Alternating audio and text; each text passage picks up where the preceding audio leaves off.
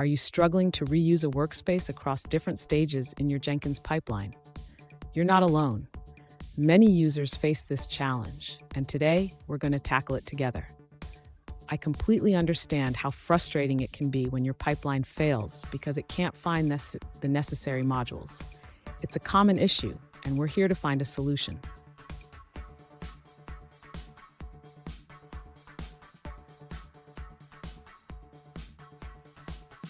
Let's dive into the specific question at hand. One user asked, how can I reuse a previously created workspace across stages in my Jenkins pipeline?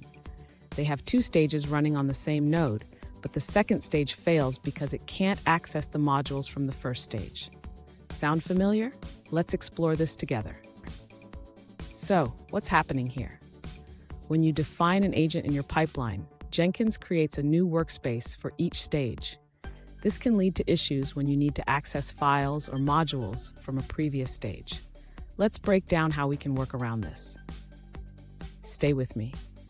By the end of this video, you'll have a clear understanding of how to manage your workspaces effectively, and I'll share a pro tip that could save you a lot of headaches. To address the user's issue with workspace reuse in Jenkins, the first step is to understand how Jenkins allocates workspaces. By default, Jenkins creates a new workspace for each stage when a new agent is specified. This is likely why the unit test stage is using a new workspace with a suffix.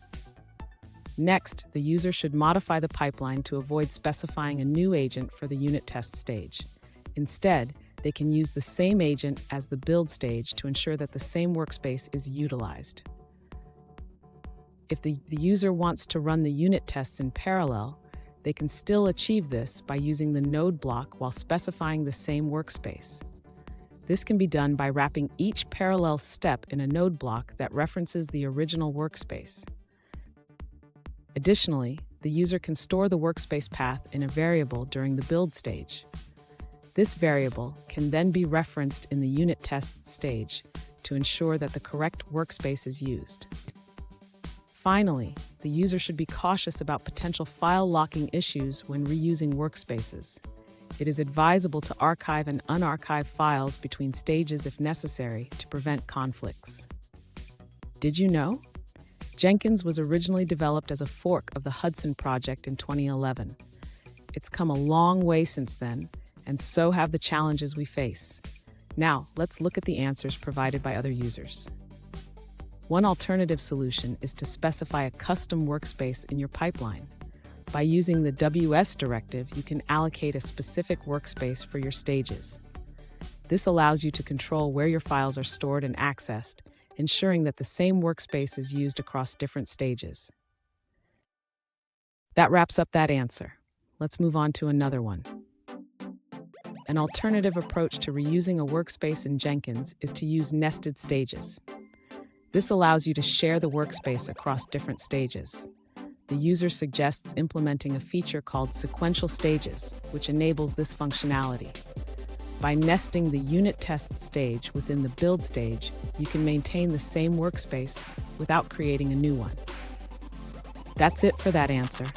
Let's take a look at another one. One user suggests that using the node syntax could resolve the workspace issue. They recommend utilizing a directory scope to explicitly set the workspace for your pipeline stages. That's it for that answer. Let's take a look at another one. An alternative solution provided by another user is to use the External Workspace Manager plugin. This plugin allows you to define a local path to your workspace and switch to it easily. Here's the pro tip I promised. Always document your workspace paths and configurations. This will save you time and confusion in future projects. And there you have it. You should now be able to reuse your workspace effectively across stages in your Jenkins pipeline. If you found this video helpful, please subscribe for more tips and tricks.